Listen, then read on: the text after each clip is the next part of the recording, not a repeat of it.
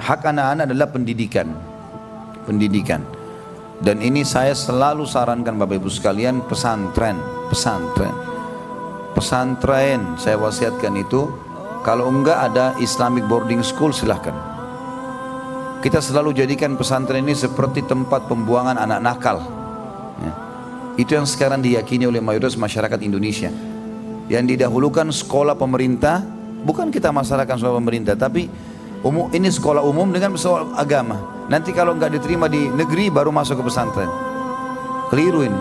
Dari awal tanamkan ke mereka, nah ayah sama ibu mau kau masuk pesantren.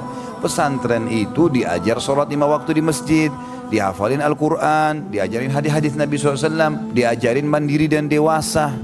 Jelas sekali ini, manfaatnya besar. Dan dusta kalau ada pernyataan mengatakan nanti kalau anak saya jurusan agama nggak bisa hidup. Itu akidahnya lemah sekali. Justru orang-orang yang berada di jalan Allah itu Allah akan bukain rezekinya, gitu kan? Tidak benar sama sekali. Kami tidak pernah mendapatkan dai meninggal kelaparan, nggak pernah ceritanya. Tapi banyak orang tamatan umum mati kelaparan. Ini nggak benar ini. Syubhat yang tidak boleh sama sekali ada di benak kita. Syaitan yang membuat itu.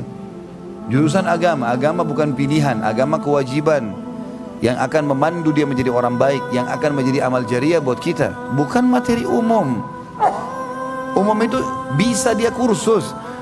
Dia sudah lulus pesantren, dia masuk S1 agama pun bisa sampingan kursus komputer, bisa sampingan kursus bahasa Inggris, bisa sampingan kursus manajemen. Saya dulu sambil ngajar di Makassar, sambil ngajar di kampus, sambil saya kursus manajemen. Saya bisa luangin waktu, malam saya kursus 2 jam, saya bisa belajar ekonomi. Saya kursus komputer bisa, saya kursus bahasa Inggris bisa. Gak ada sesuatu yang menahan. Tapi kalau agama nggak ada istilah kursus ini, susah. Sekarang sudah mulai dibuat program pesantren kilat, itu pun 1 minggu, terus mau dipadatin maksimal 1 bulan, mau dipadatin terus paham semua agama, nggak bisa. Sedangkan dari SD saja, dari rumah, dari masih kecil kita sudah didik agama, sampai masuk pesantren selesai SMP SMA-nya, sampai kuliah pun masih ada hal-hal yang mesti diingatkan masalah agama. Bagaimana kalau hanya sekedar pas-pasan? Amanah itu di sisi Allah SWT. Jadikan mereka aset amal jariah. Pendidikannya penting Bapak Ibu sekalian. Tinggal jangan salah pesantren saja. Harus ditahu, telusuri pesantren itu benar nggak, bagus nggak, ngikutin manhaj sunnah nggak, benar-benar. Jangan sampai salah anak kita.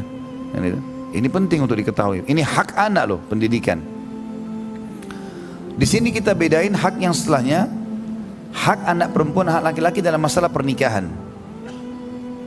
Kalau hak anak laki-laki, kita bicara nafkah dulu. Hak setelah pendidikan adalah nafkah, dan nafkah adalah kebutuhan dasar, makan, minum, pakaian, segala macam.